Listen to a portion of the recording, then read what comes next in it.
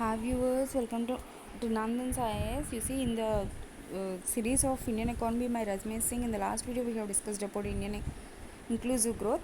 In this video, we are going to discuss about resource mobilization and the remaining topics of investment models and all.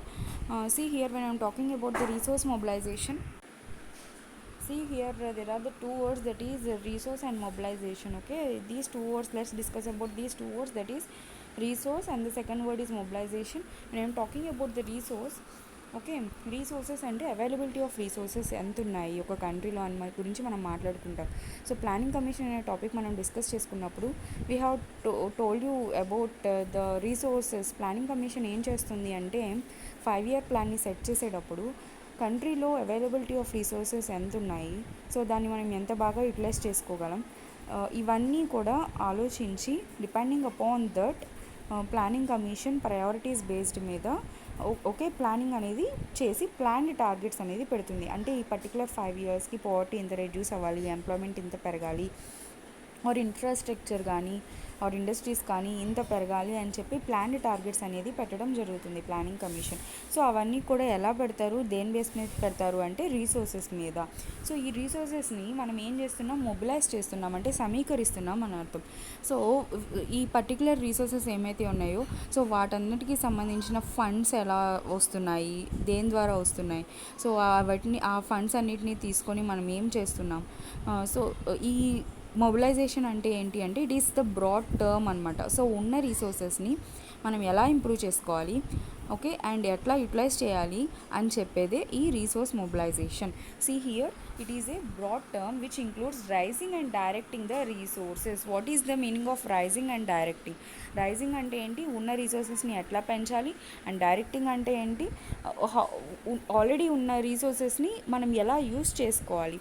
So what are the resources here they have talking about? They are talking about physical and human resources. Human resources అంటే labour, like employment generation ఎలా ఉండాలి, ఉన్న పీపుల్కి skills అనేవి ఎలా improve చేయాలి. And physical resources అంటే improving of ఇండస్ట్రీస్ని improve చేయడం, ల్యాండ్ ప్రొవైడ్ చేయడం, ఫైనాన్షియల్గా వాళ్ళకు సపోర్ట్ చేయడం. So this comes under physical resources, okay, of the economy to realize the desired socio-economic objectives. In order to gain the socio-economic objectives, okay, in order to gain the socio-economic objectives of any planned economy or any 5-year plan, we are directing and raising these resources. See here, it involves all the economic policies activated by the government. We can pursue it to be very essence and the end result of physical policies of both center and the state government. Center and state government release చేసిన budget ఏదైతే ఉంటుందో so ఆ బడ్జెట్లో end result మనం ఎప్పుడు చూసుకుంటాం కదా. So every year బడ్జెట్కి ఇంత ఖర్చు పెట్టాం, ఇంత చేసామని చెప్పి మనం మాట్లాడుకోవడం జరుగుతుంది. సో దిస్ ఎండ్ రిజల్ట్ ఏదైతే ఉంటుందో ఈ పర్టికులర్ ఎండ్ రిజల్ట్ మీద బేస్ చేసుకొని మనం ఆ పర్టికులర్ ఇయర్లో కంట్రీ అనేది డెవలప్ అయిందా లేదా, ఎంత రీసోర్సెస్ మనం యూస్ చేసుకున్నాము. సో ఇదంతా ఎప్పుడు తెలుస్తుంది, in the end result of physical policies. Okay, end result అంటే ఫైనల్గా ఆ పర్టికులర్ ఫైనాన్షియల్ ఇయర్ కంప్లీట్ అయిన తర్వాత మనకి కనుక డెవలప్మెంట్ కనిపిస్తే మనం రిసోర్సెస్ బాగా యూటిలైజ్ చేసుకున్నట్టు లెక్క. ఒకవేళ ఎలాంటి డెవలప్మెంట్ కనిపించకపోతే ఆర్ మీరు కనుక అండర్ డెవలప్డ్లో ఉంటే సో మనం ఇచ్చిన రీసోర్సెస్ని ప్రాపర్గా యూటిలైజ్ చేసుకోలేదు అని అర్థం. Okay, see here, the Indian economy to move on path of desired growth and development, the government of India needs to take care of issue of resource mobilization for agents of economy. So in order to a country to grow and develop, okay, కంట్రీని grow అవ్వాలన్నా develop అవ్వాలన్నా we want the resource mobilization. Okay, resource mobilize చేయడానికి we want different people. So ఇక్కడ resource mobilization చేయడానికి they have given 4 different agents. దాంట్లో the first one government of India, the second one state government, and third one private sector, and the fourth one general public.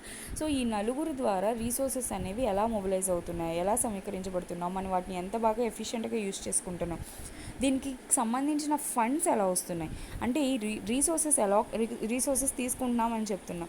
So ఈ రీసోర్సెస్కి తీసుకోవాలంటే డబ్బు కూడా ఖర్చు చేయాలి కదా మనం. సో ఆ డబ్బు ఎక్కడి నుంచి వస్తుంది, so how the funds are getting from these resources, okay, and ఆ ఫండ్స్ని మనం ఎలా యూస్ చేస్తున్నాం అనేది ఇన్ డెప్త్గా మనం నేర్చుకోవడం జరుగుతుంది. See here, the responsibility and mobilizing the resources for the planned development of the country was given to planning commission. I have told you what did the planning commission will do. They will study about the resources and depending upon the priority a particular 5-year plan లో వాళ్ళు priority base చేసుకొని ఉన్న availability of resources మీద they will give the planning targets. Okay, targets ఇవ్వడం జరుగుతుంది ఆ 5 yearsకి. The commission use it to take care of fund requirements of the central and state governments. Practically it was the PC which has to put the place the means by which the required funds of the planned targets of the economy were mobilized. So ఈ planning commission ఇంత fund దీనికి అవసరం అవుతుంది, fund దీనికి అవసరం అవుతుంది అని కంప్లీట్గా ఈ ప్లానింగ్ కమిషన్ చెప్పడం జరుగుతుంది in both central and state governments. These plan targets are set by GOI through the PC itself. So ఇక్కడ మీరు అబ్జర్వ్ చేయాల్సింది ఏంటంటే ఈ ప్లాన్ టార్గెట్స్ ఎవరు సెట్ చేస్తున్నారు అంటే government of India through the PC itself. Why am telling the PC itself అని నేను చెప్తున్నాను అంటే you can see here planning commission యొక్క చైర్మన్ ఎవరు అంటే prime minister, right? Prime Minister is the chairman of Planning Commission. So nothing but the government of India, right? Government of India, that is central government. So they are giving the targets, okay? Planning targets is given by government of India, but they are giving ఇప్పుడు నేను ఒక విషయం చెప్తాను చూడండి. Central గవర్నమెంట్లో prime minister ఉన్నారు, but state ఒక party ఉంది, స్టేట్ గవర్నమెంట్లో అనదర్ పార్టీ ఉంది అనుకుందాం. ఫర్ ఎగ్జాంపుల్ మీరు తెలంగాణలో చూసుకున్నట్టయితే తెలంగాణలో టీఆర్ఎస్ ఉంది అండ్ సెంట్రల్లో బీజేపీ ఉంది. So for example prime minister వచ్చి మీరు ఈ పర్టికులర్ స్కీమ్ని ఇంప్లిమెంట్ చేయండి, దీనివల్ల డెవలప్మెంట్ ఉంటుంది అని చెప్పాడు అనుకోండి.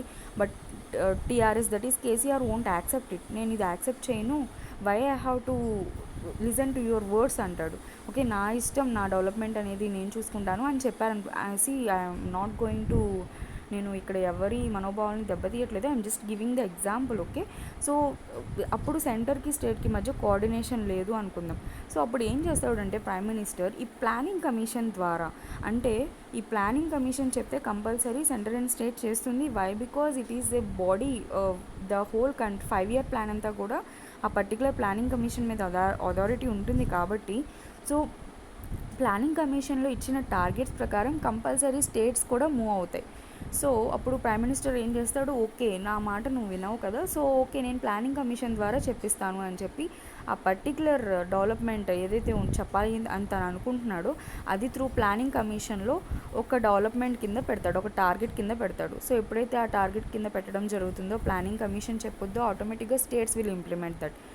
సో ఇక్కడ మీరు అబ్జర్వ్ చేయాల్సింది ఏంటి అంటే గవర్నమెంట్ ఆఫ్ ఇండియా చేసిన ప్లాన్ టార్గెట్స్ ఎవరి ద్వారా చెప్తున్నారు, ప్లానింగ్ కమిషన్ ద్వారా చెప్తున్నారు. దానికి రీజన్స్ ఏంటి అంటే due to there may be the mismatch of UC, మీరు కనుక అబ్జర్వ్ చేస్తే ఇద్దరి మధ్య ఏమన్నా అభిప్రాయాల భేదాలు కనుక ఉంటే సో అలాంటి విషయాలు ఈ ప్లానింగ్ కమిషన్ అనేది మనకి బాగా యూజ్ అవుతుంది. Okay, see here the plan targets set by the states are also duly taken care of the PC in due course of this process. So దీనికి సంబంధించి స్టేట్స్కి సంబంధించిన ప్లాన్ టార్గెట్స్ ఏమైతే ఉంటాయో, ఏవైతే ప్లానింగ్ కమిషన్ సెట్ చేస్తుందో అవి కూడా ఎవరు మానిటర్ చేస్తారో, PC it self.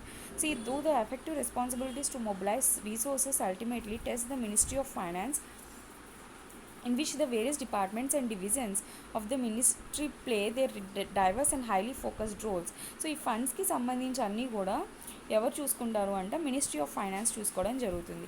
Even though it will be handed over by the ministry of finance, but the various departments are involved in this. Okay, for example poverty reduction అనో లేకపోతే employment generation గురించి ministry of finance funds release అనుకుందాం according to MGNRGS act, ఒకటి Mahatma Gandhi national rural employment guarantee scheme ప్రకారం.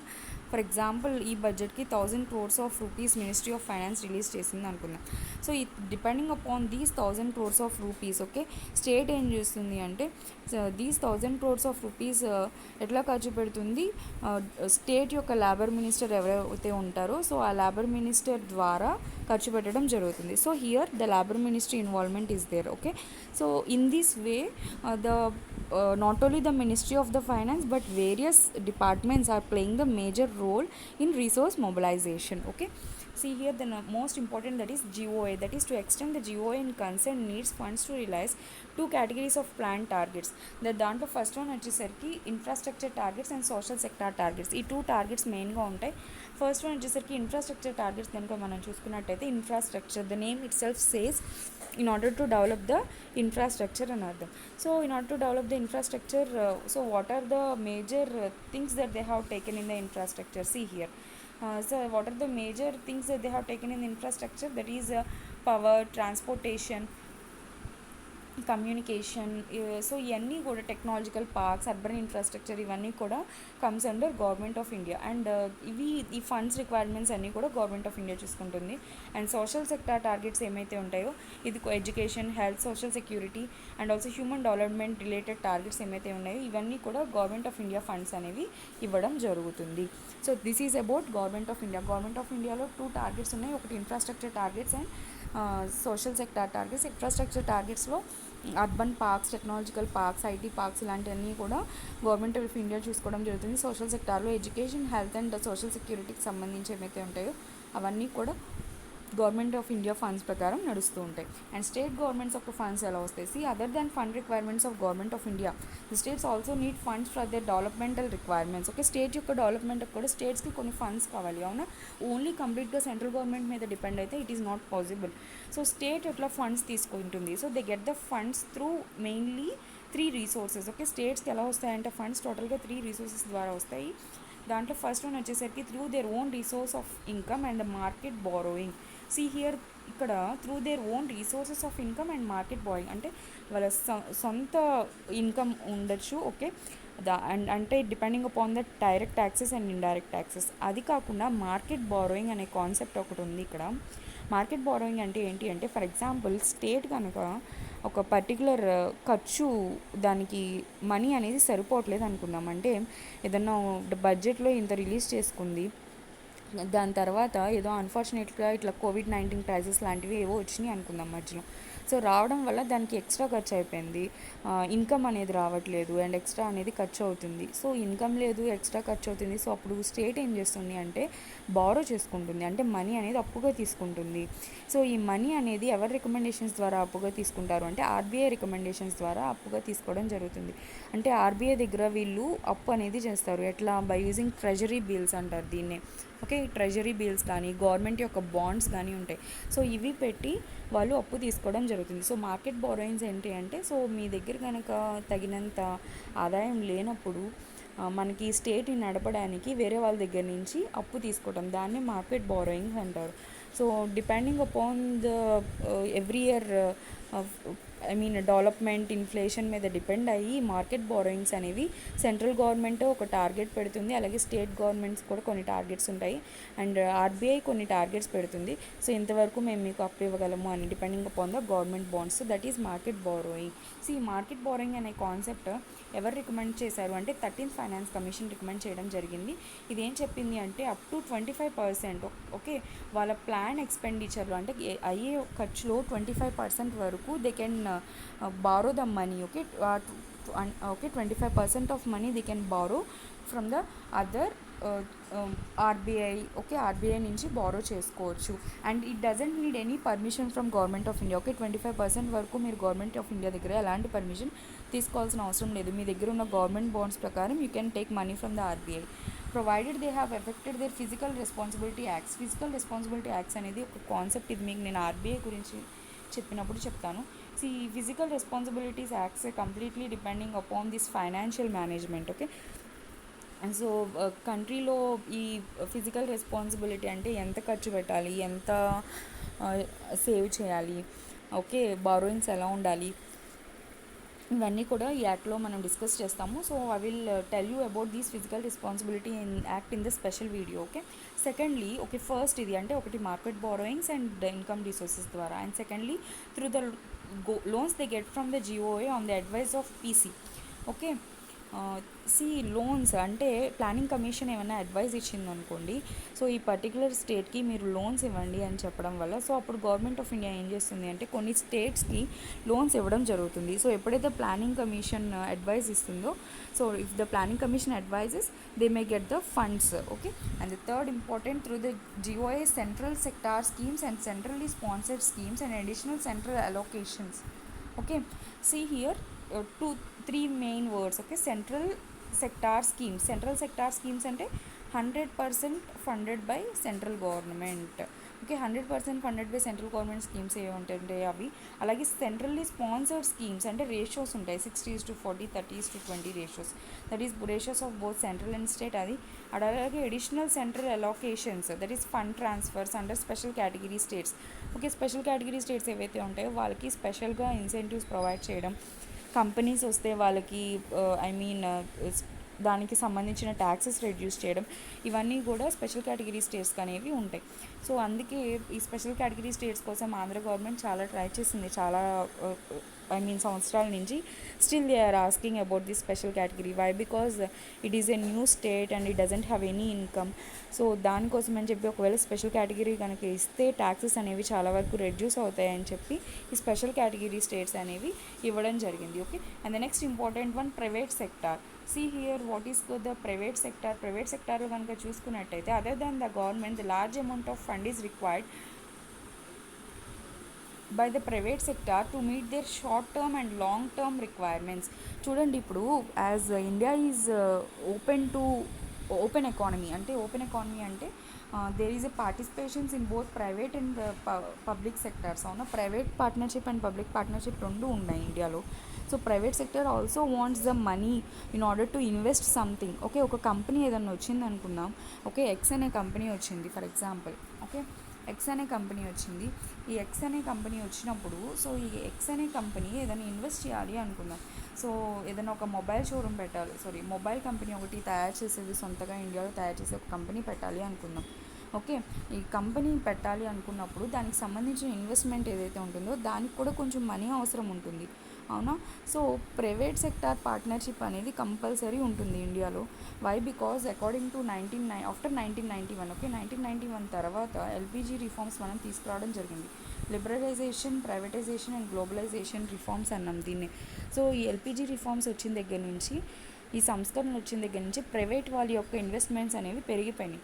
అవునా, so రీసెంట్గా మనం చూసుకున్నట్టయితే మోస్ట్ ఆఫ్ ద థింగ్స్ నేను ప్రైవేటైజేషన్ చేస్తాను అని మన ప్రధానమంత్రి గారు కూడా డిక్లేర్ చేయడం జరిగింది. సో ప్రైవేట్ వాళ్ళ పాత్ర ఇక్కడ చాలా ఇంపార్టెంట్ అనమాట. సో అందుకే ప్రైవేట్ సెక్టార్కి కూడా they have given the importance. ఎలా ఇచ్చారో చూడండి, they have their own goals. Okay, ఈ పర్టికులర్ ప్రైవేట్ సెక్టార్కి కూడా వాళ్ళ గోల్స్ అనేవి ఉన్నాయి. So what are the goals? That is the short term goals on working capital and long term goals on capital market. Short term goals అంటే 1 or 2 yearsకి సంబంధించిన goals, and long term goals వచ్చేసరికి total market ఏదైతే ఉంటుందో ఆ capital మార్కెట్కి సంబంధించి long term goals కూడా ఉంటాయి. Okay, see here the GOI needs to take care of these issue also. The financial system managed in such a way that other than the government, the private sector is also able to mobilize resources for its various requirements. This becomes even more important to mixed economy, as India is a mixed economy, that is both the public and private partnership will be there. So that's the reason the private sector plays an important role. So and there is increased participation of private sector. This needs focused reforms in financial system as it was structured to channelize more funds and resources towards government needs before the reforms commenced. The main idea here to prevent the governments from crowding out the funds and let it flow smoothly towards the private sector. The process of reforms in the financial sector, tax structure, fiscal policies of central states come under it. See, ఇప్పుడు for example గవర్నమెంట్కి మాత్రమే funds కావాలి, private అనేది అసలు లేదనుకోండి, it is impossible for the government to handle all the sectors. So అలాంటప్పుడు ఆ crowd ఏదైతే ఫండ్స్ కానీ లేకపోతే ఏదన్నా ఒక తీసుకురావాలి అని అంటే, ఏదైనా రిఫార్మ్స్ తీసుకురావాలి, కంప్లీట్గా ప్రైవేట్ వాళ్ళు రాకుండా ఉండాలి అంటే it is not possible. So అందుకని చెప్పి గవర్నమెంట్ ఏం చేసింది, they have also given some of the powers to the private sector after LPG reforms. So ఏదైతే రీసోర్సెస్ ఉంటాయో ఆ రీసోర్సెస్ కంప్లీట్గా గవర్నమెంట్ ప్రొవైడ్ చేయడం అనేది it is not possible in a country like India. So that's the reason they have given most of the things to the private sector. Okay, and see next important, general public. So public ఎలా mobilise చేస్తారు, ఎలా సమీకరిస్తారు అసలు ఈ resources అనేది ఎలా అంటే, public దగ్గర ఏదైనా మనీ ఉంది, పబ్లిక్ ఏం చేస్తారు, ఒకటి స్పెండ్ చేస్తారు లేకపోతే సేవ్ చేస్తారు. అవునా, అంటే ఖర్చు పెడతారు లేకపోతే దాన్ని దాచుకుంటారు. సో ఈ దాచుకున్న మనీని తీసుకెళ్ళి ఏం చేస్తారు, ఇన్వెస్ట్ చేస్తారు. Okay, so and next not only that, pensions అనేవి వస్తాయి, షేర్స్లో పెడతారు. సో వీళ్ళ ద్వారా కూడా ఈ రీసోర్సెస్ అనేవి డెవలప్ అవుతున్నాయి. సో ఎలా చూడండి మీరు, మనం other than government and private sector, common people of economy also needs funds for general spending and investment. చెప్పాను, ఒకటి స్పెండ్ చేస్తారు, రెండు సేవింగ్ చేస్తారు. సేవింగ్ చేసినప్పుడు they will going to invest in something. Okay, so కొంతమంది మోస్ట్లీ ఇండియాలో కనుక చూసుకున్నట్టయితే ఆడవాళ్ళు ఏం చేస్తారు, చేసిన సేవింగ్స్ని తీసుకెళ్ళి గోల్డ్కి పెడతారు కొంతమంది. అండ్ కొంతమంది ఏం చేస్తారు, బిజినెస్ స్టార్ట్ చేస్తారు. సో ఈ సేవింగ్స్ అంతా అసలు మనం దాచుకునేది అంతా ఏంటి, ఏదో దాంట్లో ఇన్వెస్ట్ చేయాలనే చూస్తాం మనం మ్యాక్సిమం.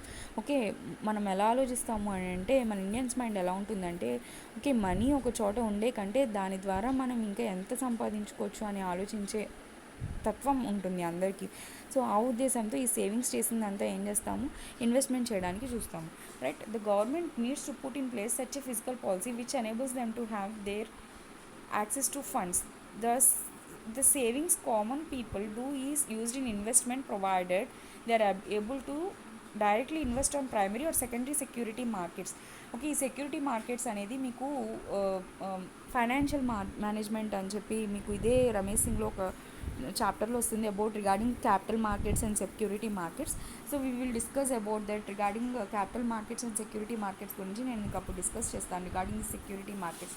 సీ హియర్, దీంట్లో షేర్స్ కానీ, బాండ్స్ కానీ, mutual funds and pensions and insurance ఇలాంటి వాటిల్లో వాళ్ళు ఇన్వెస్ట్ చేయడం జరుగుతుంది.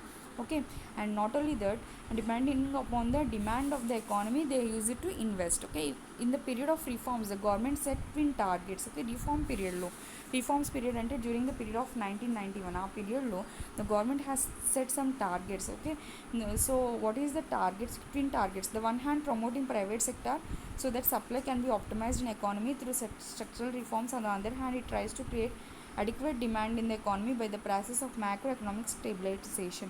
ఒక టార్గెట్ ఏంటి అంటే, in order to improve the supply improve చేయాలి అని అంటే ఇన్ఫ్రాస్ట్రక్చర్ పెరగాలి అంటే ప్రైవేట్ వాళ్ళని బాగా ఎంకరేజ్ చేయాలి. అండ్ దాంతోపాటు డిమాండ్ని కూడా ఇంక్రీజ్ చేయాలి అంటే ఏం చేయాలి, ప్రజల దగ్గర మనీ ఉండాలి. సో తక్కువ ఇంట్రెస్ట్తో ఎక్కువ మనీ కనుక మనం ప్రజలకు ఇచ్చినట్టయితే వాళ్ళే వచ్చి ఇన్వెస్ట్ చేస్తారు అండ్ వాళ్ళే కొనుక్కోవడం జరుగుతుంది. అప్పుడు డిమాండ్ అండ్ సప్లై రెండు పెరుగుతాయి. సో ఇది ఎప్పుడు చేశారు అంటే 1991 రిఫార్మ్స్ తర్వాత the government of India started these twin targets. Okay, see the government used different means to mobilize resources since independence in order to realize the desired and required kind of developmental goals. Okay, development అసలు government ఇదంతా ఎందుకు చేస్తుంది అసలు, ఇప్పుడు for example social sector improvement or private వీళ్ళకి investment ఇచ్చుకోమని చెప్పి పీపుల్కి తక్కువ ఇంట్రెస్ట్తో లోన్స్ ఇవ్వడం, ఇవన్నీ ఏంటి అంటే in order to develop the country. So ఇవి from the independence itself they have seen many types of things for resource mobilization కోసం చాలా చూశారు. బట్ రీఫార్మ్స్ తర్వాత ఆఫ్టర్ 1991 రీఫార్మ్స్ తర్వాత it became more efficient. So ఈ part of resources are mobilised for investment purposes. So దీనికి సంబంధించిన మనం mostly దీంట్లో ఇన్వెస్ట్మెంట్ అనేది మనం చూసుకోవడం జరుగుతుంది. మోస్ట్ పార్ట్ ఆఫ్ రీసోర్సెస్ ఏవైతే మనం తీసుకుంటామో అవన్నీ కూడా we will surely use it for investment. So మనం అసలు దానికి ఇన్వెస్ట్మెంట్ మోడల్స్ అనేవి తీసుకురావడం జరిగింది. So the next topic we are going to discuss about investment models.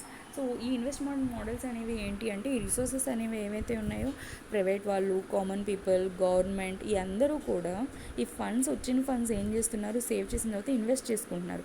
So ఈ investment models time to time change అవుతూ వచ్చినాయి. సో ఫస్ట్లో ఇండిపెండెన్స్ అప్పుడు ఎలాంటి ఇన్వెస్ట్మెంట్స్ జరిగేవి, ఆఫ్టర్ ఇండిపెండెన్స్ ఎలా జరిగినాయి, ఇండిపెండెన్స్ ఫ్రమ్ 1950 to 1960s ఎలా జరిగినాయి, తర్వాత రీఫార్మ్స్ వచ్చాక ఎలా జరిగినాయి అంటే ఆఫ్టర్ 1991 ఎలా జరిగినాయి.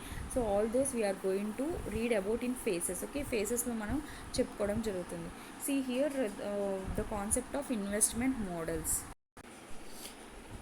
See, investment is the process of putting money in productive activities to earn income, right? See here, అంటే ఏంటి, we are putting the money to earn income in the productive activities. Okay, మనం ఏదన్నా ఒకటి ఇన్వెస్ట్ చేస్తున్నాము అంటే, so ఆ invest చేసిన దాంట్లో if there is no profit or nothing we are not investing in that. Okay, profit రాదు అని అనుకుంటే ఇన్వెస్ట్ చేస్తామా, మనీ వేస్ట్ చేసుకుంటామా, no, right? So we are investing on something. So ఎప్పుడైతే మనం ఇన్వెస్ట్ చేస్తున్నామో we are getting some gain from that. Okay, so it can be done directly. Okay, it can be done either the investment is either directly or indirectly. Directly అంటే డైరెక్ట్గా primary సెక్టార్లో అంటే ఇండస్ట్రీస్ని పెట్టడం, are secondary sector primary సెక్టార్లో that is అగ్రికల్చర్లో పెట్టడం, secondary sector that is ఇండస్ట్రీలో, are tertiary sector స్కూలింగ్స్లో యాక్టివిటీస్లో కానీ మనకు కనుక డైరెక్ట్ ఇన్వెస్ట్మెంట్ చేసుకోవచ్చు. ఆర్ ఇండైరెక్ట్ ఇన్వెస్ట్మెంట్స్ కూడా కొన్ని ఉంటాయి, అంటే షేర్స్, బాండ్స్, సో ఇలాంటి ఇన్సూరెన్స్, ఇవన్నీ కూడా ఇండైరెక్ట్ ఇన్వెస్ట్మెంట్ అనమాట. So it can be done either by directly or indirectly. And you can see in the case of India, investment models are the means and tools by which government has tried to mobilize required funds or resources to promote the different goals of planned economy. So in order to have these required funds or resources ఏమైతే ఉన్నాయో, funds కావాలన్నా resource కావాలన్నా, so depending upon these funds and these resources government of ఇండియాకి main ఏంటి అంటే they want common people to invest, they want private sector to invest, they want state government to invest, and also they central government want to invest. So these investment అనేది it is a major tool for the any government. Why? Because investment చేస్తేనే కదా మనకి development అనేది ఉండాలి. So without investment there is nothing to show the development. So these investment models has become the primary tool for them. Why? Because you can see here, since India started planning process in 1951 itself, we see different models being tried by the government to mobilize resources has been kind of evolutionary process. We understand them in the following phases. మీరు కనుక observe చేస్తే, అంటే మనకి ఇప్పుడు state government చూసుకున్నట్టయితే 3 వేస్లో రీసోర్సెస్ని mobilise చేసుకోవాలి అనుకున్నాం, అంటే ఫండ్స్ ఎట్లా వస్తున్నాయి 3 వేస్లో అని మాట్లాడుకున్నాం. ఇన్ ద సేమ్ వే ఇక్కడ ఆ 3 వేస్లో వచ్చిన ఫండ్స్ని ఇన్వెస్ట్మెంట్లో మనం ఎలా తీసుకున్నాం అనేది ఫేసెస్ కూడా చెప్పడం జరిగింది. So it is divided into 4 phases. The first phase is between 1951 to 1969. So 1951 when the planning commission started, from there to 1969 the first phase was there. So what is the things that was done in the first phase? You see, this was the phase of state led development. The meaning state led development అంటే ఇక్కడ completely వచ్చేసరికి the private peoples participation అనేది చాలా less అనమాట. So completely state lead అంటే government hand ఓవర్లో ఉన్న development ఇదంతా. సో కంప్లీట్ ఇన్వెస్ట్మెంట్ అంతా కూడా గవర్నమెంట్ హ్యాండ్ ఓవర్లోనే జరుగుతుంది. So how see here in which we can see GOI, that is government of India, utilising every internal and external means to mobilize required resources. The main areas of resource allocation were infrastructure and social sector. So government of India lo major manam 2 types of sectors మాట్లాడుకున్నాం in the previous that is about resource మొబిలైజేషన్లో government of ఇండియాలో 2 sectors కింద మాట్లాడుకోవడం జరిగింది. What are the 2 sectors? Infrastructure sector and social sector. ఇన్ఫ్రాస్ట్రక్చర్లో communication, transportation ఉంది. Social సెక్టార్లో education and you can see employment, health care, ఇవన్నీ కూడా సోషల్ సెక్టార్లో ఉన్నాయి. So depending upon these 2 sectors they have also allocated these funds to these 2 sectors only. Okay, majorly 2 sectors ke they have allocated the funds. The famous Mahalanobis plan gets implemented during this period. In this period we can see the whole financial system, tax system and fiscal policy of the country getting regulated to derive maximum funds for the government to meet its planning related financial responsibilities. So Mahalanobis plan ఈ టైంలోనే వచ్చింది కాబట్టి, so depending upon the Mahalanobis plan the government started to collect most of the funds from the public, what ever means they want. So they started to collect the funds and they started to invest especially in the industries. See here, this phase was marked by visible mismatches between the need and availability of investable fund. Okay, miss matches అనేవి జరిగాయి. అంటే అసలు ఎంత కావాలి, ఎంత invest చేస్తున్నాం అనే దానికి ఏమి సంబంధం లేకుండా చేయడం వల్ల this phase has completely failed అనమాట. Okay, there always prevailed a lack between requirement of funds and their mobilization. అంటే అసలు కావాల్సిన ఫండ్స్కి requirement of funds here means, for example వీళ్ళకి 100 crores కావాలనుకున్నాం, కానీ వాళ్ళకి వచ్చింది ఓన్లీ 50 crores మాత్రమే వచ్చింది. So there is a lack of differences between the requirement of funds and what they have. Okay,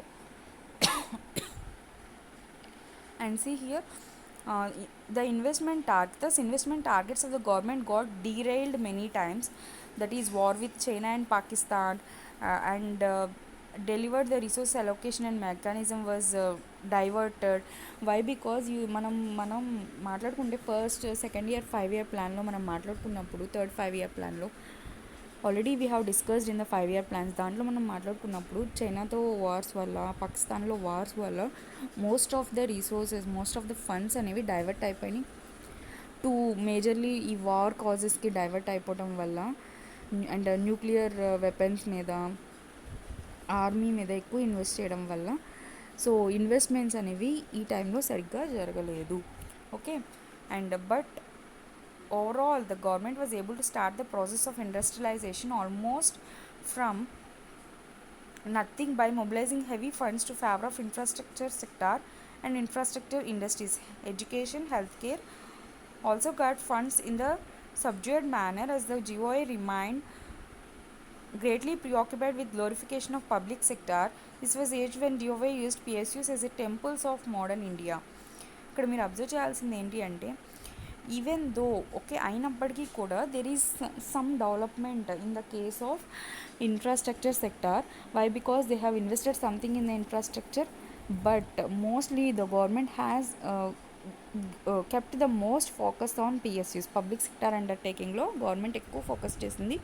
and it is set to be the temples. Okay, public sector undertakings ఏమన్నారు అంటే temples of modern India కింద చూసేవాళ్ళు.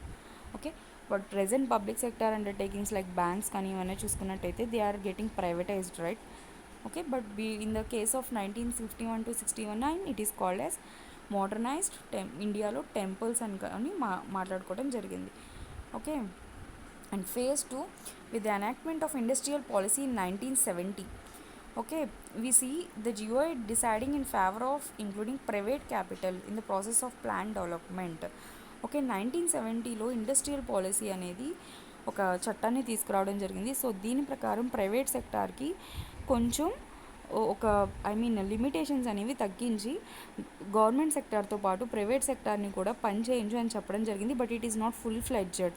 Why? Because private సెక్టార్ని వాళ్ళు invest చేయమని చెప్పినప్పటికీ కూడా they have various regulations in that. ఒక ప్రైవేట్ కంపెనీ వచ్చి ఇన్వెస్ట్ చేయాలి అని అనుకుంటే they have numerous number of documents to be filled. So ఒక కంపెనీ పెట్టాలి అంటే it may take more process, 4-5 months process అయ్యేది. And it is very difficult for the any private investors to start the company. Invest చేయాలి అన్నీ కూడా it become so difficult. So industrial policy పెట్టినప్పటికీ కూడా it became more difficult. So industrial policy దగ్గర నుంచి private పార్టిసిపెంట్స్కి కూడా ఇవ్వడం జరిగింది, but with more regulations. See here, central, state and private sector could enter the industrial sector. This was done basically to make private sector come up with the areas where can open for them, but due to certain technical and financial reasons they were not able to take part. In due course of time the government did quit such ventures and such industry settlements came under complete private control. Okay, so ఏమైంది నేను చెప్పాను కదా, but unfortunately due to the financial and technical reasons I have told you documents verification కానీ they use to take the lot of time. So అందుకే most of the companies అనేవి withdraw అయిపోయినాయి. Even though they want to invest, but they have withdrawn. This is for the first time we see the government inclining on the private funding for the planned development, but we do not see any private entry in the GOI's monopoly areas of industrial activities, which place only reforms beginning in 1991. Even though it was started in 1970, the private sector started to participate in the 1970 as it is the first step taken by government of India to take the participation of private sector. But కంప్లీట్గా government of India monopoly అండర్లో ఉన్నాయి ఏమైతే ఉన్నాయో అవన్నీ కూడా ఇంకా government sector అండర్లోనే ఉన్నాయి. So that's private sector is unable to participate in that. Okay, and the next important phase that from that is from 1974 to 1990. Okay, that is before reforms, 1991 reforms ముందు వరకు. See here, enactment of 1974 FAR Act, Foreign Exchange Regulation Act, right?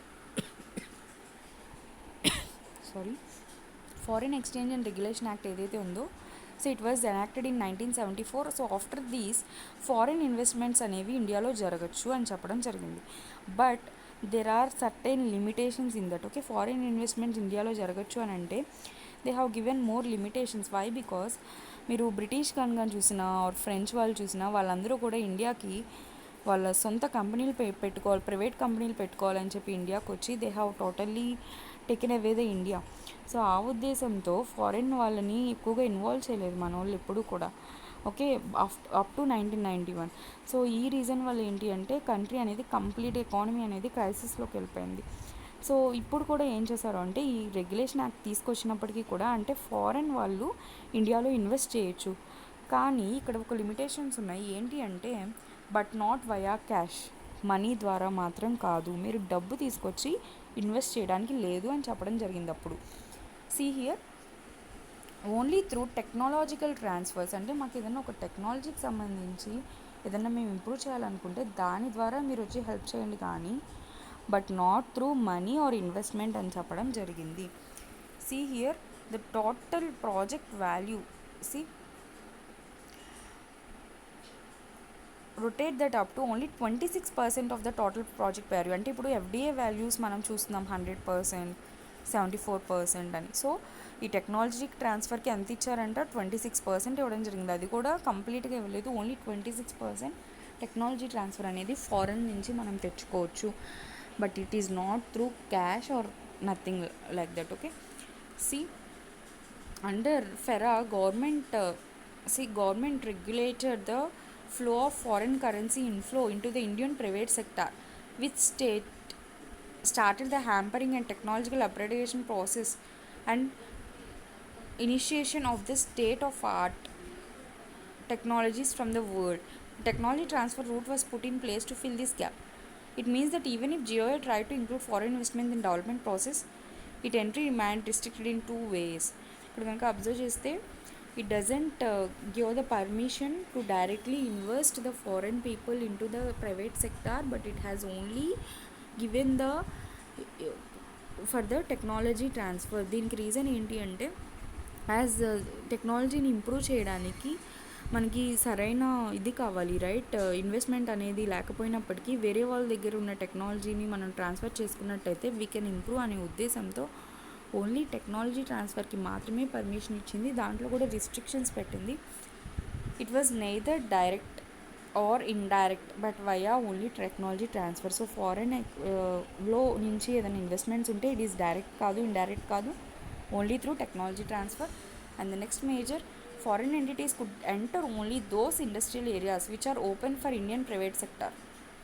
That is under Schedule B of Industrial Policy Resolution 1956. The monopoly industries under GOA, which has most attractive industries of the private sector, remain closed for entry. So ఇక్కడ government ఏం చేసింది అంటే most important entries ఏమైతే ఉంటాయో power కానీ లేకపోతే railways, communication, transportation ఇలాంటి important industries అన్నిటికీ కూడా 0% ఆఫ్ ఎఫ్డిఐ అంటే ఫారెన్ డైరెక్ట్ ఇన్వెస్ట్మెంట్ 0% ఉంచింది. అన్ఇంపార్టెంట్ ఏమైతే ఉంటాయో ప్రైవేట్ సెక్టార్లో ఉంటాయో వాటికి మాత్రమే okay private sector foreign investment చేసుకోవాలని ఇచ్చింది. అది కూడా only 26% through technological transfer. So దీనివల్ల ఏమైంది అంటే సో మేజర్ ఏదైతే ఉన్నాయో మేజర్కి ఇన్వెస్ట్మెంట్ చేయాల్సినవి మేజర్ ఎక్స్పెండిచర్ మేజర్ ఎక్స్పెండిచర్ మేజర్గా అయ్యే ఖర్చులు కానీ ఆర్ మేజర్ సేవింగ్స్ అయ్యేవి కానీ మేజర్గా డబ్బులు వచ్చేవి కానీ అవన్నీ కూడా దేంట్లో ఉన్నాయంట, హ్యాండ్ ఓవర్లో ఉన్నాయంట, ఇండియన్ గవర్నమెంట్ హ్యాండ్ ఓవర్లో ఉండడం జరిగింది. సో దీనివల్ల కూడా కంప్లీట్గా డెవలప్మెంట్ అనేది ఏం జరగలేదు. అంటే ఫారెన్ వాళ్ళు ఇన్వెస్ట్ చేయొచ్చు అని చెప్పారు, ప్రైవేట్ వాళ్ళు పార్టిసిపేట్ చేయొచ్చు అని చెప్పారు, but there is lot of restrictions in this. Okay, see here it also means that India failed to articulate an investment model which could tap the better elements of foreign capital, state of art technology, better work culture, and most importantly the scarce investable capital. Experts believe it is a missed opportunity for India. By 65 to 66, the Southeast Asian economies like Malaysia, Indonesia, Thailand and South Korea has opened up their economies for both and foreign investments. So most of the experts believe that economic experts ఏం believe చేశారు అంటే India has missed this opportunity. Why? Because south east Asian countries Indonesia కానీ Thailand and south Korea ఇలాంటి కనుక చూసుకున్నట్టయితే they have already opened the economy for the foreign investment. But in India we still didn't open it. Why? Because already we have seen the colonisation of Britishers for the many years. So ఆ ఉద్దేశంతో మళ్ళీ అలాంటి పరిస్థితి రాకూడదు అనే ఉద్దేశంతో mostly మనం foreign వాళ్ళకి ఇన్వెస్ట్మెంట్ అనేది ఓపెన్ చేయలేదు చాలా కాలం. But what experts say is that they have miss the opportunities, complete opportunities India ఇట్లా మిస్ చేసుకుంది. See, this gave those economies a chance to tap scarce investable fund into their economies, but the state of art technologies from the world and world-class work culture and too soon these economies came to know as an Asian tigers. So ఇవి మలేషియా కానీ Indonesia Thailand South Korea ఎప్పుడైతే అవి open చేసుకున్నాయో during 1965 and 66 itself, so they not only started, so అది open చేయగానే ఏమైంది అంటే foreign investments అని పెట్టడం జరిగింది. టెక్నాలజీ ట్రాన్స్ఫర్తో పాటు ఇన్వెస్ట్మెంట్స్ పెరగడం వల్ల they have became the Asian tigers. అంటే వాళ్ళ టెక్నాలజీ కానీ ఆర్ వాళ్ళు యూజ్ చేసే గ్యాడ్జెట్స్ కానీ అండ్ ప్రతిదీ కూడా compare to that of India it is totally advanced అనమాట. Okay, so that's why they have became the Asian tigers. Why? Because they have allowed the foreign investments to invest in their India, to invest in their countries, so that in order to develop their own country. Okay, మనం కూడా foreign investments ఇప్పుడు FDA ఉంది. So FDA ఇప్పుడు మనం FDA inflows and outflows చూస్తున్నాం. Foreign direct investment 100% investment పెట్టచ్చు, ఇట్లా పెట్టచ్చు అని. So we are tackling it right. So అది కూడా అప్పుడు చేస్తుంటే ఇంకా బాగుండేది. So see here the period after 1985 saw dynamism in the area of resource mobilization. Two consecutive planning commissions suggested for opening up of economy and inclusion of Indian and foreign private capital in industrial areas where it had to result for the government. So during the period of 1985, the planning commissions, what they have suggested is that open the economy for the private sector also, open the economy for the foreigners also, so for both private and also government. Okay, government ఏదైతే మొనోపోలీగా తీసుకుంటుందో ఆ ఇండస్ట్రీస్కి కూడా మీరు private sector అనుమతి అనేది ఇవ్వండి అని చెప్పి ప్లానింగ్ కమిషన్ సజెస్ట్ చేయడం జరిగింది. Okay, for example, okay, see here it suggested that government of India to withdraw from the areas where the private sector was capable to fit the function. For example, infrastructure sector. ఇదేం చెప్పింది అంటే please government of India don't take everything on your head. Okay, ప్రతిదీ మీరు మీ తల మీద వేసుకోవద్దు. Private sector కొన్ని క్యాపబుల్గా చేయగలిగే కొన్ని సెక్టార్స్ అనేవి ఉన్నాయి. సో అలాంటి కంపెనీస్ ఏమైతే ఉన్నాయో అవి ప్రైవేట్ ఇన్వెస్టర్స్కి వదిలేయండి అని చెప్పడం జరిగింది. ఎస్పెషల్లీ ఇన్ఫ్రాస్ట్రక్చర్లో హెల్త్, ఎడ్యుకేషన్ అంటే ఇవన్నీ వెల్ఫేర్కి సంబంధించింది కాబట్టి it has to totally be seen by government only. Whereas in the case of ఇన్ఫ్రాస్ట్రక్చర్లో చూసుకున్నట్టయితే ట్రాన్స్పోర్టేషన్, కమ్యూనికేషన్ ఇలాంటివన్నీ కూడా ప్రైవేట్ సెక్టార్కి వదిలినట్టయితే there may be the improvement. So అందుకే ప్రైవేట్ సెక్టార్కి కొన్ని వదిలేమని చెప్పడం జరిగింది. And not only that, and concentrate areas where private sector would not be interested to operates. ఈ ప్రైవేట్ సెక్టార్స్ ఎడ్యుకేషన్ మీద, హెల్త్ మీద, ఇలాంటి వాటి మీద they use to take the less concentration. Because ఎప్పుడైతే కంపెనీస్ అనేవి ఉంటాయో, కార్పొరేట్స్ ఉంటారో, they use it want more and more business. Okay, business మీద ఎక్కువ కాన్సన్ట్రేట్ చేస్తారు రెదర్ దాన్ సోషల్ యాక్టివిటీస్, రైట్? సో అందుకని చెప్పి you go through these social sector. Okay, మీరు సోషల్ సెక్టార్ చూసుకుంటూ ఉండండి. ఇన్ఫ్రాస్ట్రక్చర్ సెక్టార్కి సంబంధించి ఏమైతే ఉన్నాయో వాటిని ప్రైవేట్ సెక్టార్కి వదిలేయండి అని చెప్పడం జరిగింది. See here, in sense, during this time, we see a ideological shift of government towards giving an active and central role to private sector in the process of economic development. So ఈ టైంలో మనం చూసుకున్నట్టయితే the government started giving the active and central role. Okay, the government started to give active and central role to private sector, okay, in the investment model. But due to lack of political will, the government of the time could not go on the same, though we find the government going for kind of limited degree of economic reforms to the industrial policies of 1985 and 86. Okay, but the real reforms have only started from 1991 only, even though there was industrial resolutions between 1985 and 1986. Complete private sector అనేది ఇంకా open అవ్వలేదు India. Only after 1991 India was totally open to private sector. Okay, see here the next important, government remains the main investor in the economy and experts. Okay, as a summary of the investment models up to 1990, we can highlight the following parts. So 1990 వరకు జరిగిన investment మోడల్లో we can see the following major points. ఏంటి? Mostly investment అంతా కూడా government మీదే ఉంది. Okay, 1990 వరకు చూసుకున్న ఈ 3 ఫేసెస్లో మనం అబ్జర్వ్ చేసినట్టయితే గవర్నమెంట్ యొక్క ఇన్వెస్ట్మెంట్ ఎక్కువ ఉంది, ప్రైవేట్ సెక్టార్ ఇన్వెస్ట్మెంట్ తక్కువ, అండ్ ఫారినర్స్ యొక్క ఇన్వెస్ట్మెంట్ తక్కువ, right? Emphasis on public sector continued together with nationalization drives only during 1960s and early 1980s. The PSUs to large extent were privatized by Southeast Asian economies by now, making these socially oriented and loss-making units to culprit into hubs of profit and real drivers of growth and development. 1960స్లో and 1980స్లో ఎప్పుడైతే మనం మనం nationalisation అనేది చేసామో, అవసరం లేని వాటిని, అంటే కొన్ని వాటికి అనవసరంగా మనం నేషనలైజేషన్ చేసుకొని అవి కూడా గవర్నమెంట్ హ్యాండ్ ఓవర్లోకి తీసుకోవడం జరిగింది. సో ఇలాంటివన్నీ కూడా సౌత్ ఈస్ట్ ఏషియన్స్ ఏవైతే ఏషియన్ టైగర్స్ అని చెప్పుకుంటున్నామో అవన్నీ ఆల్రెడీ డీనేషనలైజ్ చేసుకొని అండ్ వాళ్ళకి ప్రైవేట్గా వాళ్ళకి ఇచ్చుకొని ప్రజెంట్ గ్రోత్ అండ్ డెవలప్మెంట్కి అలాంటి నేషనలైజేషన్ కాకుండా ప్రైవేట్ వాటివి చాలా యూజ్ అవుతున్నాయి. But we have concentrated more on nationalisation. దానికంటే మనం ఇట్లా ప్రైవేట్ సెక్టార్లోకి వెళ్ళుంటే డెవలప్మెంట్ అనేది ఉండేది అని చెప్పడం జరుగుతుంది. And see the next important one, that is tax system, the most important one. Okay, what is the tax system? Tax system ఇంకా చూసుకున్నట్టయితే structured to raise maximum revenue tax, which led to tax evasion and excessive tax burdens of the citizen. So ఈ tax system ఏదైతే ఉందో, ఈ tax system వల్ల citizens మీద ఎక్కువ burden పెరగడం వల్ల most of the people are not interested to invest on anything. నేను మీకు చెప్పాను, ఒక కంపెనీ పెట్టాలి ఇండియాలో అంటే there are various document for them to submit and taxes ఎక్కువ. ఇవన్నీ ఆలోచించుకొని most of the people not interested to invest on anything. Okay, GOI continued cutting its non-plan expenditure so that resources could be allocated for purpose of planned development, which led to expenditure cuts even in essential areas like education, healthcare, etc. Okay, non plan ఎక్స్పెండిచర్లో అంటే ఏదైతే వీళ్ళు already ముందే plan చేసుకోకుండా ఉంటారో దానికి సంబంధించిన ఖర్చులు అవుతూ ఉంటాయి. సో అట్లాంటి వాటిల్లో వీళ్ళు ఖర్చు తగ్గించుకోవాలని చాలా ట్రై చేశారు, కానీ బట్ అన్ఫార్చునేట్లీ వాళ్ళు ఏదైతే ఖర్చు తగ్గించాలనుకున్నారో ఆ ఖర్చు అంతా కూడా ఎడ్యుకేషన్ మీద తగ్గించడం, హెల్త్ మీద తగ్గించడం, వాటి మీద కూడా బాగా ప్రభావం అనేది చూపించింది. అండ్ ఎక్సెసివ్ గవర్నమెంట్ డిపెండెన్స్ అనేది ఎక్సెసివ్గా ఉండడం వల్ల crowding out of funds, and as a result of private sector could not mobilize suitable levels of funds for their requirements.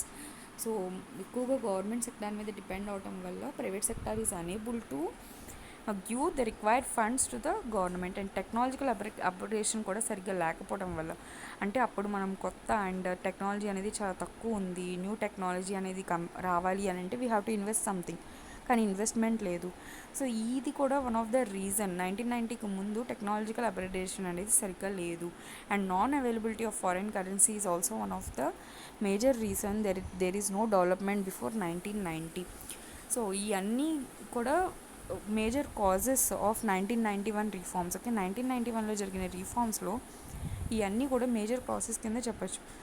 Main resources of funds in the model where government tax revenues, internal borrowings, external borrowings and freshly printed currencies.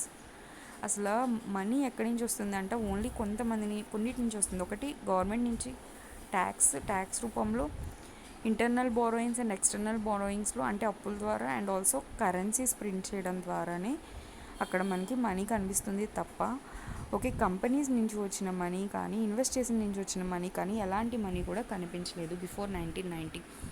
So there always a prevailed lack between requirements of funds and their mobilization resulting in to government investment targets getting derailed most of the times. So because of this government ఎక్కడైతే వీటిలో అయితే invest చేయాలనుకుంటున్నో దాని ద్వారా invest చేయలేకపోవడం and non ఎక్స్పెండిచర్స్ని cut చేయడం. So ఈ అన్నిటి వల్ల ఏమైంది అని అంటే కంప్లీట్ ప్లానింగ్ అనేది, స్ట్రక్చర్ అనేది it became the worst. Okay, so funds అనేవి సరైన అలొకేషన్లో వెళ్ళలేదు ఎక్కడో కూడా. In the meanwhile the biggest crisis was building up the areas of infrastructure shortcoming. By early 1916 itself, the Indian private sector was eager to enter this sector so that adequate levels of infra could be developed. But due to several reasons, we see GOI continue as a monopolizer of this sector. Public sector undertakings ఏమైతే ఉన్నాయో చాలా వరకు privatisation చేయాలని చూసింది కానీ 1960లో, but it still continued until 1990s. Okay, 1990s వరకు కూడా అది కంటిన్యూ చేస్తూనే వచ్చింది. Okay, it doesn't allowed any private investors to invest it in the government monopolies ఏవైతే ఉన్నాయో దాంట్లో ఎక్కడ కూడా ఇన్వెస్ట్ చేయడానికి ఇది అలౌ చేయలేదు. Okay, and so the next important phase, that is fourth phase 1991 onwards, very important phase. Why? Because 1991లో ఏం జరిగింది, LPG reforms. ఓకే, LPG reforms జరగడం వల్ల it is the most important phase. Okay, so liberalisation, privatisation and globalisation process, LPG reforms. See, after 1991, the investment models have changed. Why? Because India became an open economy. So foreigners కూడా వచ్చి ఇప్పుడు invest చేసుకోవచ్చు. So everything started to change. You can see here, due to prolonged follow-up of weak fundamentals of economy, and immediate after the Gulf War of One, India headed the severe balance of payment crisis on late 1980s, which made India to go to IMF for financial help. 1990స్లో ఏమైందంటే Gulf war జరగడం, దానివల్ల మన petroleum అనేది only కంప్లీట్గా petrol products and petroleum ఏదైతే ఉందో అది మనకి లేదు అసలు. సో పెట్రోల్ ద్వారా వచ్చేవి కూడా తగ్గిపోవడం. అండ్ రెండోది బ్యాలెన్స్ ఆఫ్ పేమెంట్ క్రైసిస్ అంటే కేవలం 2 వారాలకి సరిపడా మనీ మాత్రమే ఉంది. అంటే ఒక ఇండియా కంట్రీ నడవాలి అని అంటే 2 వారాలకి సరిపడా మనీ మాత్రమే మన చేతిలో ఉంది అప్పుడు 1990లో. అయ్యో 2 వీక్స్కి తర్వాత ఏంటి పరిస్థితి? మనం ఎక్కడి నుంచి మనీ తెచ్చుకోవాలి? ఎక్కడి నుంచి మనీ తెచ్చుకోవడానికి లేదు, ఎక్కడి నుంచి ఇన్వెస్ట్మెంట్స్ కనిపించట్లేదు వాళ్ళకి. ఇంకో పక్క గల్ఫ్లో వార్ జరుగుతుంది, పెట్రోల్కి సంబంధించి కూడా మనీ రావట్లేదు. ఏం చేయాలో తెలియక వాళ్ళు ఏం చేశారు అంటే ఐఎంఎఫ్ హెల్ప్ కోరారు. ఐఎంఎఫ్ అంటే international monetary fund, right? IMF వాషింగ్టన్లో ఉంది, రైట్? సో ఐఎంఎఫ్ ఒక హెల్ప్ కోరినప్పుడు ఐఎంఎఫ్ కొన్ని రూల్స్ అండ్ రెగ్యులేషన్స్ పెట్టింది. ఓకే, నేను మీకు అప్పిస్తాం అంటే వరల్డ్ బ్యాంక్ నేను చెప్పంటారు చూసారా, ఇది నేను మీకు అప్పిస్తాం, కానీ మీ ఎకానమీని ఓపెన్ ఎకానమీ చేసుకోవాలి. మీది కనుక క్లోజ్డ్ ఎకానమీ అయితే మా రూల్స్ ప్రకారం మేము మీకు అప్పు ఇవ్వడం కుదరదు అని చెప్పారు. సో అలా ఐఎంఎఫ్ నుంచి డబ్బులు తీసుకొచ్చుకొని మన ఎకానమీని ఓపెన్ ఎకానమీ చేశారు. అప్పుడు ఫైనాన్స్ మినిస్టర్ ఎవరు అని అంటే మన్మోహన్ సింగ్ గారు, మన X prime minister Manmohan Singh గారు. సో అందుకే అండ్ ప్రైమ్ మినిస్టర్ ఎవరు అని అంటే పివి నరసింహారావు గారు. సో అందుకే వాళ్ళిద్దరి పేర్లు చిరస్థాయిగా నిలిచిపోయాయి చరిత్రలో. మన ఇండియన్ ఎకానమీని ఒక తాటి మీదకి నడిపిన వాళ్ళు ఎవరు అని అంటే ఒకటి మన్మోహన్ సింగ్ గారు, 2 మన పివి నరసింహారావు గారు ప్రైమ్ మినిస్టర్ గారు. సో వీళ్ళిద్దరి వల్లే మనం మళ్ళీ ఇండియన్ ఎకానమీని నిలదెక్కుని మన కంట్రీని ముందుకు సాగించడం జరుగుతుంది 1991 తర్వాత. సో వీళ్ళు జరిపిన చర్చల వల్ల, ఐఎంఎఫ్తో జరిపిన చర్చల వల్ల ఐఎంఎఫ్ వీళ్ళకి హెల్ప్ చేసింది అండ్ మనీ ఇచ్చింది ఇండియాకి. దాని ద్వారా ఓపెన్ ఎకానమీ అనేది అయింది ఇండియా. అంటే ఫారెన్ వాళ్ళు ఇన్వెస్ట్ చేసుకోవచ్చు, ప్రైవేట్ సెక్టార్కి కూడా ఇన్వెస్ట్మెంట్ అనేది స్టార్ట్ అయింది 1991 నుంచి. See here, it comes up at some conditions. Okay, IMF కొన్ని కండిషన్స్ పెట్టింది అన్నాను కదా, ఆ కండిషన్స్లో మెయిన్ ఏంటి అంటే restructuring of economy under the process of economic reforms in 1991. Me economy కనుక ఓపెన్ ఎకానమీ అయితేనే నేను మీకు డబ్బులు ఇవ్వడం అవుతుంది అని చెప్పడం జరిగింది. So reform area shifted India towards including the private sector, domestic as well as foreign, for the future development of the economy. And here comes a different investment model. Okay, so ఎప్పుడైతే open economy అయిపోయిందో ఆటోమేటిక్గా domestic and foreign అంటే ఇంటర్నల్గా invest చేసే వాళ్ళు private వాళ్ళు ఎవరైతే ఉన్నారో, అలాగే ఫారిన్ ఇన్వెస్టర్ ఎవరైతే ఉన్నారో అందరికీ కూడా ఓపెన్ అయిపోయింది ఇండియన్ ఎకానమీ అనేది. సో ఇక్కడ నుంచి ఇన్వెస్ట్మెంట్ మోడల్ అనేది చేంజ్ అయింది. లాస్ట్ ఇన్వెస్ట్మెంట్ మోడల్స్ అన్నీ కూడా గవర్నమెంట్కి సంబంధించింది. దిస్ ఇన్వెస్ట్మెంట్ మోడల్ అనేది depends on private sector.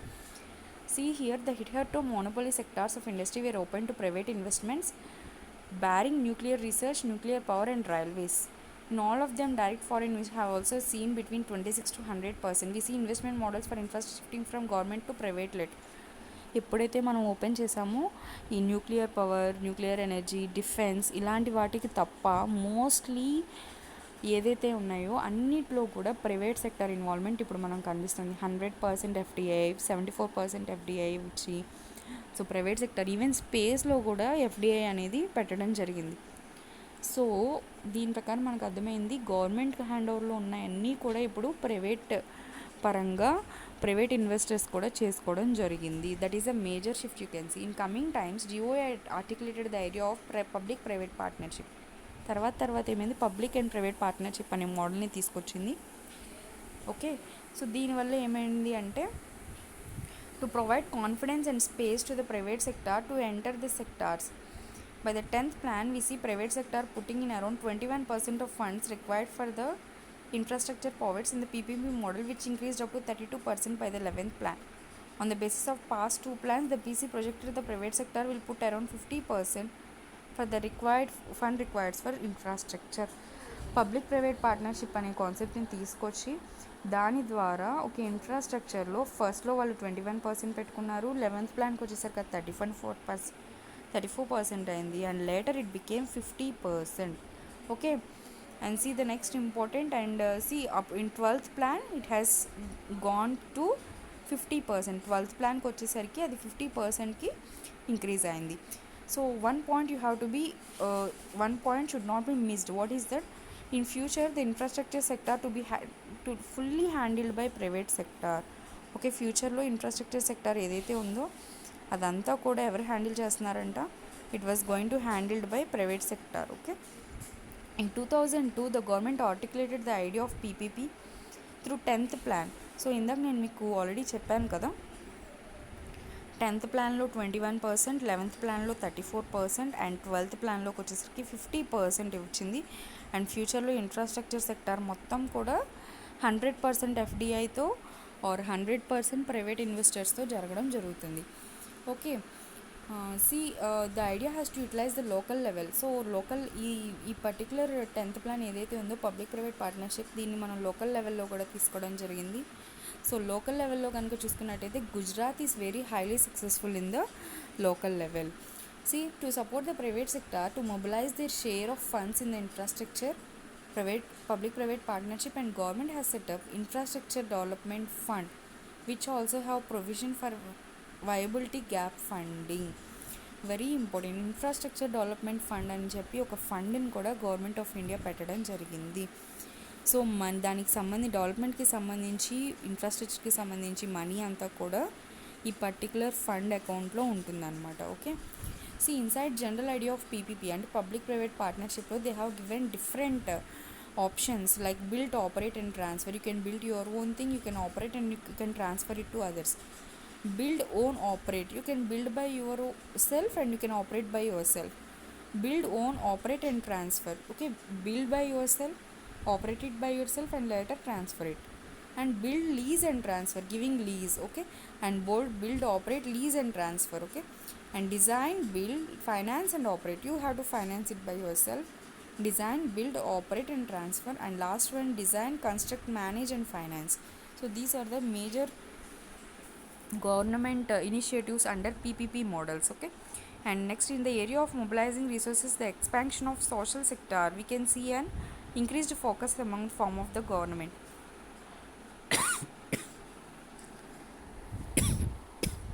I'm sorry, see here, in the expansion of social sector, what happens, the increased focus on government focus అనేది ఎక్కువగా ఉంది సోషల్ సెక్టార్లో. But still the government things in order to develop these social sector they want some adequacy funds. Thus what they have done in 2012. In 2012 GOI proposed plans to include participation of private sector in the social sector also, mainly in health and education. Okay, 2012 నుంచి ఏం చేసింది అంటే social sector కంప్లీట్గా government hand ఓవర్లకు కాకుండా private వాళ్ళు కూడా handle చేసుకోవచ్చు education and health. So can invest under PPP models in health care and also education. Okay, and not only that, it launched corporate social responsibility, very very important keyword. Okay, corporate social responsibility అంటే ఏంటి అంటే, ఏదైనా ఒక company ఉందనుకున్నాం, ఆ company యొక్క profit 5 crores అంటే దీంట్లో 3 stages ఉంటాయి. ఒకటి 5 crores, 500 crores అండ్ 1000 crores.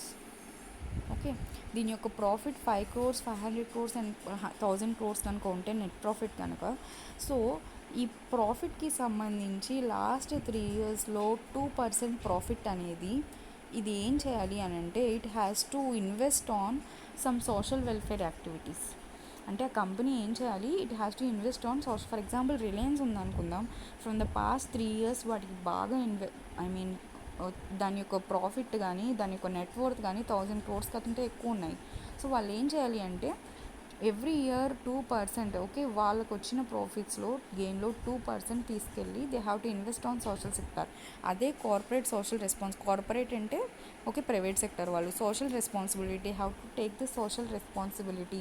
వాళ్ళకు వచ్చిన మనీతో they themselves has to take that social responsibility by providing some percent of to they in the field of education కానీ, హెల్త్ కానీ, ఆర్ ఎంప్లాయ్మెంట్ జనరేషన్లో కానీ, అవేర్నెస్లో కానీ, స్కాలర్షిప్స్ కానీ, వీటిలో కంపల్సరీగా ఇన్వెస్ట్మెంట్ అనేది ఉండాలి అని చెప్పి గవర్నమెంట్ పెట్టడం జరిగింది. It was comes under the companies act of 2013. ఈ సిఎస్ఆర్ ఎప్పటి నుంచి స్టార్ట్ చేశారు? Companies act of 2013. By early 2015, the government has asked the PSUs to flow their part of CSR expenditures to the GOI for the newly launched sanitation drive, that is Swachh Bharat Abhiyan. Not only that, 2050లో Swachh Bharat Abhiyan పెట్టినప్పుడు the government started to ask the PSUs and also to the private companies. What they have asked you have to also give it to the Swachh Bharat Abhiyan campaign లో sanitation కోసం you have to pay this much of percentage of money అని చెప్పడం జరిగింది. So that the corporate sector is able to mobilize enough resources for the investment needs in the economy. So దీనివల్ల corporate sector కూడా ఈ CSR వల్ల they use to invest in the social sector two, and దానివల్ల కూడా investments అనేవి పెరుగుతూ వస్తాయి. The government started reconstruct the whole gamut of tax structure, financial structure and fiscal policy. Now, as the economy will depend more on private participation for development requirements, the government avoid crowding out of funds from the economy. And not only that, an increased emphasis came in terms of targeting and subsidies of better delivery, pension reforms, etc., so that government could deburden the financial system for the fund requirements and enough finance flows in the system for the private sector. So not only that, the government also started to restructure the tax restructures చేసింది, and interest యొక్క rates తగ్గించడం వల్ల the government started to have more investments from the private sector so that it can see more development. Not only that, to take care of spending and investment requirements of the general public, the government committed to put place a cheap interest rate drive. చెప్పాను కదా, interest rates అనేవి తగ్గించింది ఎందుకంటే public people యొక్క investments పెంచడానికి. And not only that, it also allow the concept of inclusiveness. మనం inclusiveness గురించి last వీడియోలో మనం డిస్కస్ చేసుకున్నాం, right? Inclusive growth. So it also started the concept of inclusiveness, అంటే opportunities for all, creating opportunities for all. So ఈ కాన్సెప్ట్ని కూడా తీసుకురావడం జరిగింది. And once the new government came to power in mid-2014, we find renewed synergy in the creating conducive environment for private sector so that economy could be able to attract enough investments, and enough investors in the process of development. The government looks committed to the cause of improving the ease of doing business in the country. Aimed to this, we find government busy in putting the place of right kind of land acquisition law, labor law, companies laws, tax laws, and digitalization of government process, etc. So after 2014, that is when the Modi government came to India, it started more PSUs to privatise. అవునా, privatisation మీద more concentration చేసింది from 2014. So investment models again changed from 2014, that is they have concentrated morely on privatisation. Not only that, they also concentrated on companies laws, labour laws, ఈ అన్నిటిని digitalisation process అన్నిటిని కూడా మార్చుకుంటూ రావడం జరిగింది. See here, overall the current investment model, the company is private led. So present investment model మనం ఎలా చెప్పుకుంటాం, it is completely private led investment. And not only that, it put place the right kind of financial system, legal framework, labor laws, etc. The main idea of model is to unshackle the hidden potential of private sector. To the extent the role of government is concerned, it will be limited to being rectangular with an increased turn of facilitator and caretaker of well-being of disadvantaged and marginalized sections of society, so that the phase of economic reforms remain humane. In wake of financial crisis in Western economies, the challenge of mobilizing resources has become together. It will be really good and government is able to devise out working investment model. See, in this last para, what we are going to say is that, see, 2014 తర్వాత వచ్చిన present investment models అన్నీ కూడా, it is private, it comes under the private forms. And not only that, it is not going to shackle any LPG reforms మొత్తాన్ని షాకిల్ చేయకుండా చూస్తుంది. And present ఉన్న వరల్డ్లో even the most economies which are under the capitalistic economies కావచ్చు, or most private led economies ఏమైతే ఉన్నాయో అవి కూడా రీసెంట్గా రెసిషన్ పీరియడ్లోకి అండ్ క్రైసిస్లోకి వెళ్ళిపోతున్న సందర్భంలో government has to look after these mobilisation of resources అంటే ఈ సమీకరణలు కానీ లేకపోతే ఫండ్స్ కానీ సమకూర్చుకోవడంలో కానీ it has to tackle in a good environment. So we have to tackle it in the good environment and devise of working investment model. And ఈ particular లాస్ని అంటే లేబర్ లాస్ని, ఈ కంపెనీస్ యాక్ట్ని, ఫైనాన్స్ సిస్టమ్ని మార్చుకోగలిగితే we are going to tackle these crisis. Okay, just like western countries. Okay, this is all about the investment models. Okay, in the next video we are going to discuss about central sector schemes and centrally sponsored schemes. Okay guys, I think you all like our video. So if you like our video, please subscribe to our channel and please stay tuned, and I will complete this chapter as early as possible within today or tomorrow. And the next video I am going to tell you is about Indian Polity by Lakshmi Kant. That is the second chapter. Okay guys, stay safe, take care, and bye bye.